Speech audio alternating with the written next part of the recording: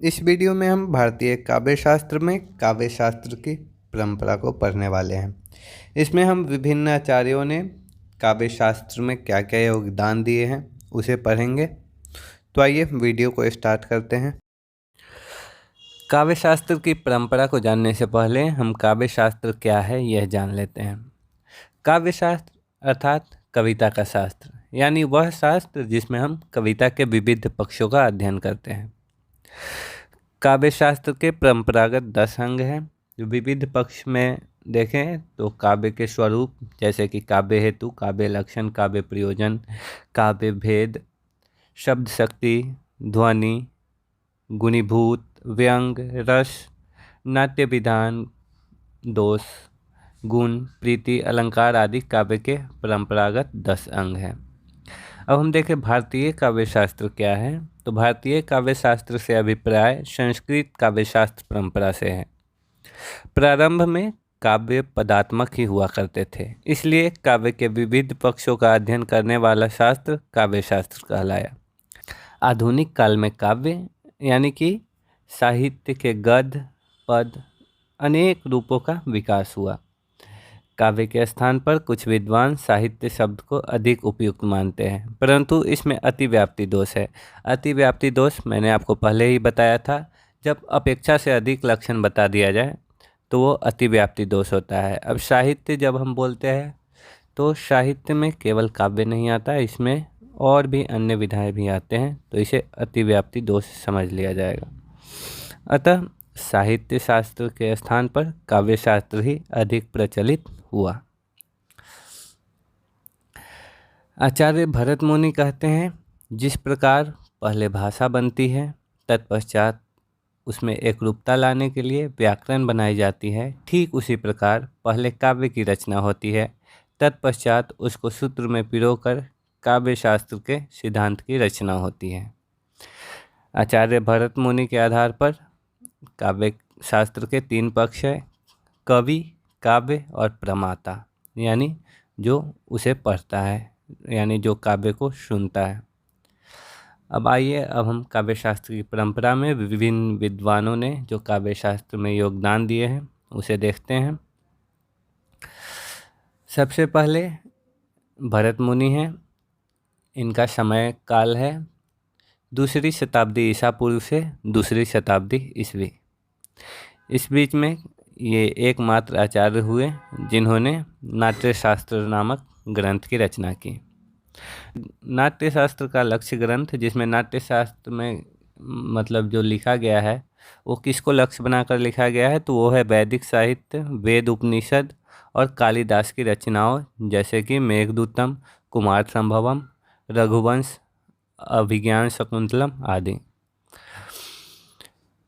अगर हम भरत मुनि की नाट्य शास्त्र की बात करें तो इसमें इनकी जो पूर्ववर्ती रचनाएं हैं वो काव्य सिद्धांत को बताती है, वहीं परवर्ती यानी बाद की रचनाएं हैं वह पूर्ववर्ती से प्रेरित हैं।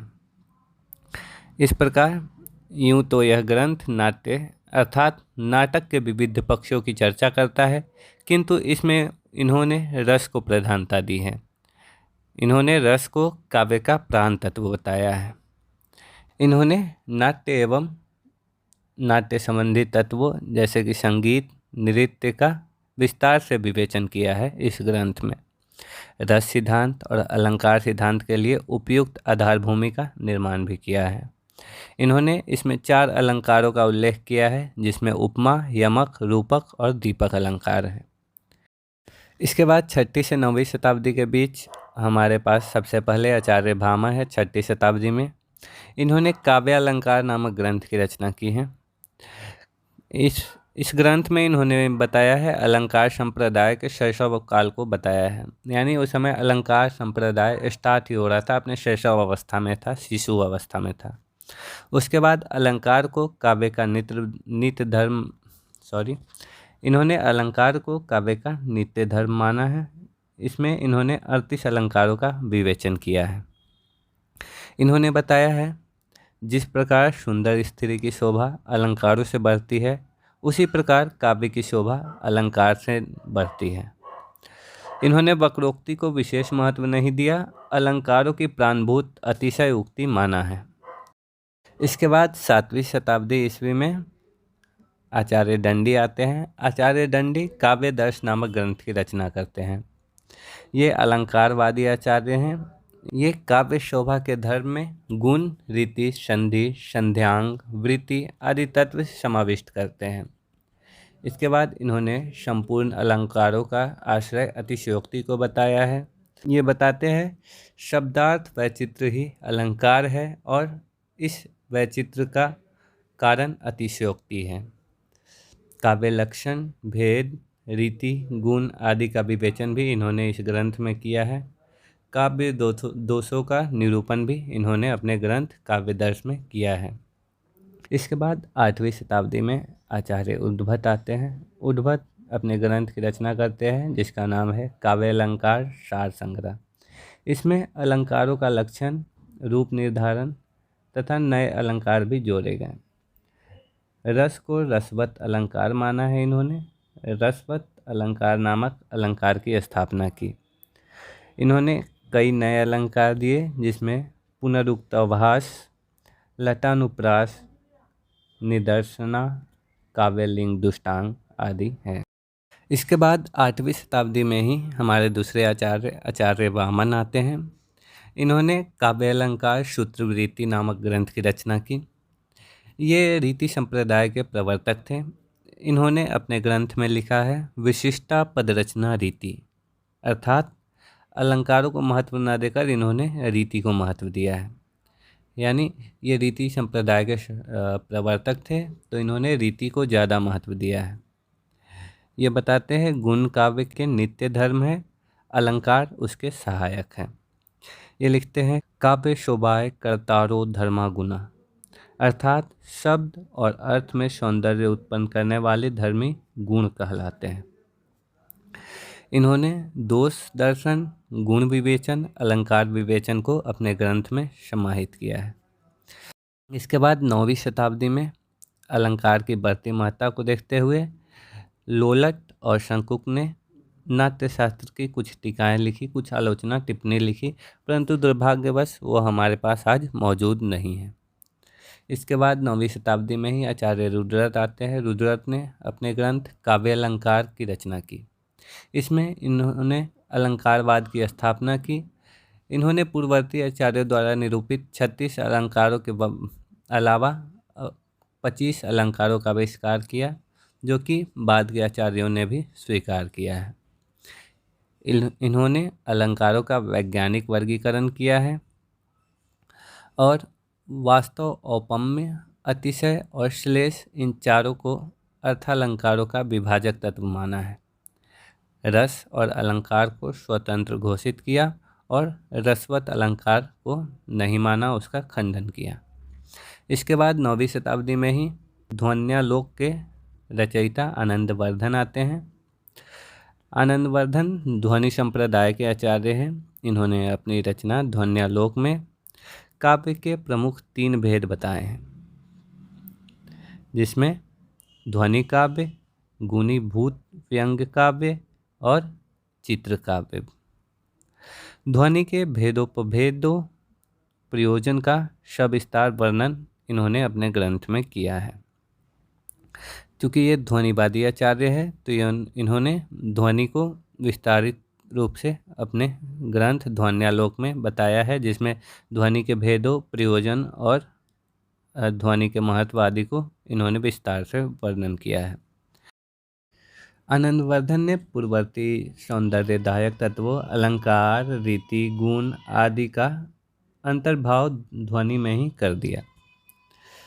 क्योंकि हम जानते हैं कि ये ध्वनि संप्रदाय के प्रमुख आचार्य हैं, तो इन्होंने ध्वनि को सबसे ज़्यादा महत्व दिया और जितने भी तत्व थे, अलंकार, रीति, गुण, रस आदि, सबको ध्वनि में ही शामिल कर दिया। उसके बाद 9वीं शताब्दी से 11वीं शताब्दी के बीच में रस को पुनर्स्थापित करने का काल माना गया। इसमें सर्वप्रथम 9वीं शताब्दी में आचार्य व्यास आते हैं। व्यास ने अग्निपुराण नामक ग्रंथ की रचना की। इन्होंने काव्य में उक्ति चमत्कार को महत्व दिया, विभिन्न रसों में समन्वय करने का प्रयास किया, रस को काव्य की आत्मा माना। इसके बाद 10वीं शताब्दी में आचार्य राजशेखर आते हैं। इन्होंने 2 ग्रंथ की रचना की, पहला काव्य मीमांसा और दूसरा कर्पूर मंजरी। ये लिखते हैं परंपरा विनुर्मुक्त काव्य। इन्हें नवीन कवियों के लिए लाभप्रद और कवियों को जानकारी देने वाला विश्वकोश तक कह दिया गया है। कवि शिक्षा का प्रारंभ इन्होंने किया, जिसे संप्रदाय का प्रतिस्थापक माना गया है। इसके बाद 10वीं शताब्दी में ही आचार्य धनंजय आते हैं। उन्होंने 10 रूपक नामक ग्रंथ की रचना की, जो कि नाट्य आलोचना का अत्यंत महत्वपूर्ण ग्रंथ है। इसमें इन्होंने रस सिद्धांत का पक्षपोषण किया है, यानी रस सिद्धांत को ज़्यादा उजागर किया है। इसके बाद आचार्य भट्टनायक आते हैं 10वीं शताब्दी में ही। इन्होंने हृदय दर्पण नामक ग्रंथ की रचना की। हृदय दर्पण में भी इन्होंने रस को महत्वपूर्ण बताया है। इसके बाद आचार्य अभिनव गुप्त आते हैं। इन्होंने ध्वन्यालोकलोचन और अभिनव भारती नामक ग्रंथ की रचना की। ये भी 10वीं शताब्दी के आचार्य हैं। ध्वन्यालोकलोचन में इन्होंने ध्वन्यालोक जो रचना थी उसकी आलोचना की है। आनंदवर्धन द्वारा ध्वनि संप्रदाय के बारे में बताए गए बातों का इन्होंने खंडन किया, उसकी आलोचना की, जिसे ध्वन्यालोकलोचन में इन्होंने लिखा है। और इन्होंने एक ग्रंथ लिखा अभिनव भारती। अभिनव गुप्त ने रस निष्पत्ति का व्यापक विस्तार किया है। रस और ध्वनि के प्रतिष्ठापक और रस ध्वनि को काव्य की आत्मा मानने के पक्षधर रहे हैं। इन्होंने ध्वनि की गंभीर मीमांसा की।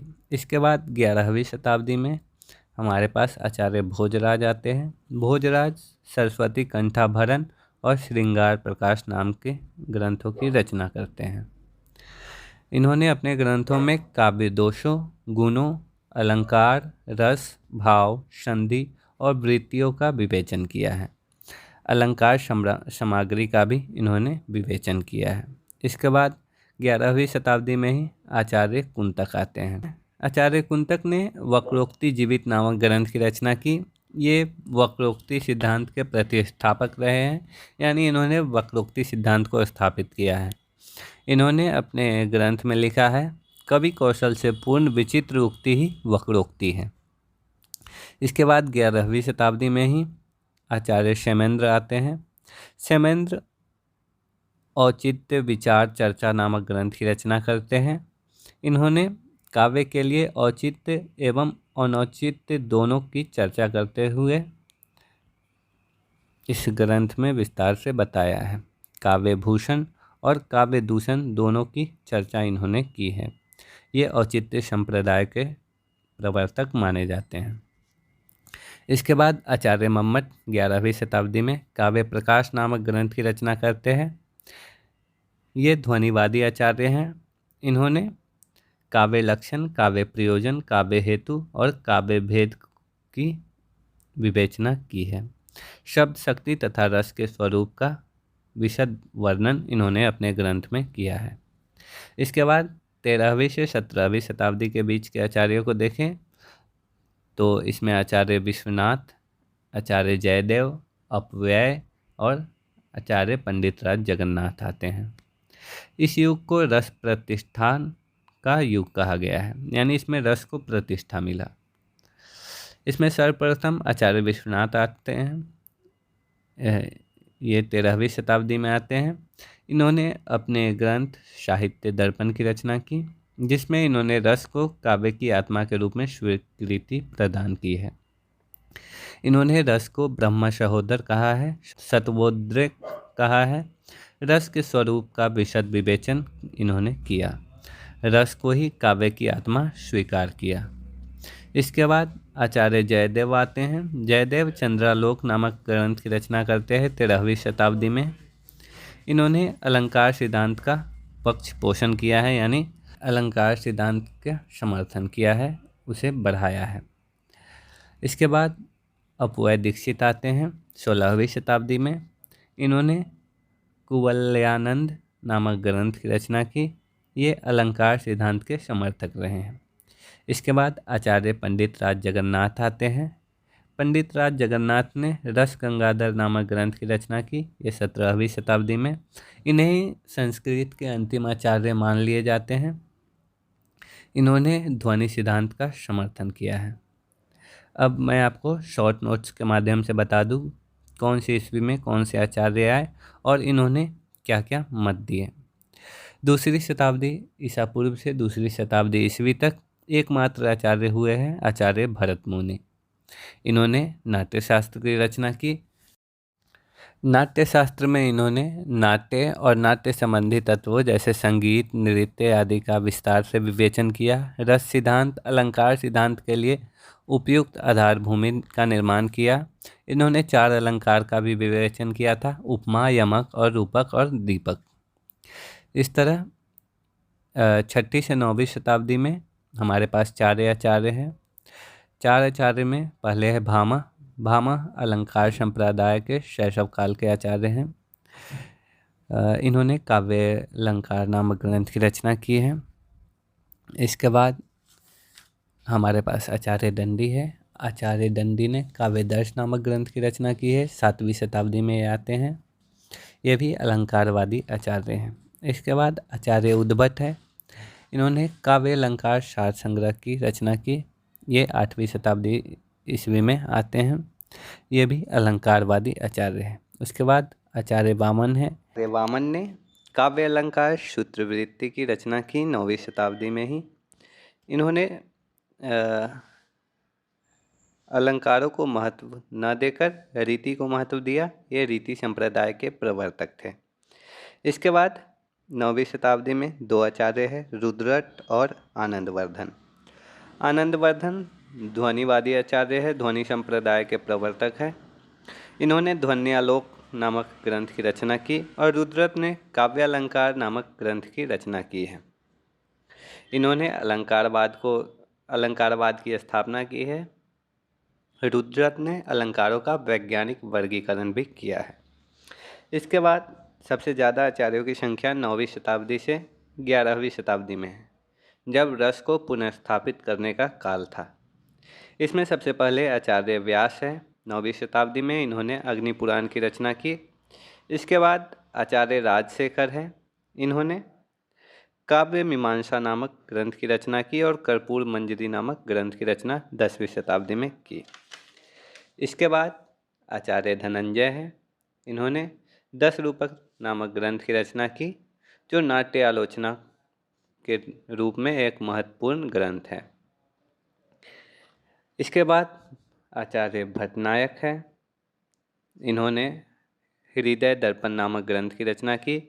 फिर 10वीं शताब्दी में ही अभिनव गुप्त आते हैं। इन्होंने ध्वन्यालोक आलोचन और अभिनव भारती नामक ग्रंथ की रचना की। इसके बाद आचार्य भोजराज आते हैं। ये सरस्वती कंठाभरण और श्रृंगार प्रकाश नामक ग्रंथ की रचना करते हैं 11वीं शताब्दी में। इसके बाद आचार्य कुंतक वक्रोक्ति संप्रदाय के प्रवर्तक आचार्य हैं। इन्होंने वक्रोक्ति जीवित नामक ग्रंथ की रचना की 11वीं शताब्दी में। इसके बाद आचार्य क्षेमेंद्र आते हैं। क्षेमेंद्र औचित्य विचार चर्चा नाम के ग्रंथ की रचना करते हैं। ये औचित्य संप्रदाय के प्रवर्तक आचार्य माने जाते हैं। इसके बाद आचार्य मम्मट आते हैं। मम्मट काव्य प्रकाश की रचना करते हैं। इसके बाद 11वीं शताब्दी समाप्त होती है। फिर 13वीं से 17वीं शताब्दी में हमारे पास 4 आचार्य हैं, जिसमें पहले आचार्य विश्वनाथ आते हैं। आचार्य विश्वनाथ ने साहित्य दर्पण नामक ग्रंथ की रचना 13वीं शताब्दी में की। इसके बाद आचार्य जयदेव चंद्रालोक नामक ग्रंथ की रचना 13वीं शताब्दी में करते हैं। और उसके बाद अपवय दीक्षित 16वीं शताब्दी में कुलवयानंद नामक ग्रंथ की रचना करते हैं। फिर अंतिम में पंडित राज जगन्नाथ आते हैं, जिन्होंने 17वीं शताब्दी में रस गंगाधर नामक ग्रंथ की रचना की। ये ध्वनि सिद्धांत के समर्थक आचार्य थे। इन्होंने रमणीयार्थ प्रतिपाद का शब्द काव्यम कहा था आचार्य पंडित राज जगन्नाथ ने। तो इस तरह से आचार्य भरत मुनि से आचार्य पंडित राज जगन्नाथ तक की परंपरा रही। आशा करता हूँ इस वीडियो में जो भी बातें बताई गई वो आपको समझ में आ गई होंगी। अगर कोई डाउट हो तो आप कमेंट सेक्शन में पूछ सकते हैं। काव्य शास्त्र के और टॉपिक्स पर भी वीडियो बनाए गए हैं जो आपको हमारे चैनल पर प्लेलिस्ट में मिल जाएंगे। धन्यवाद।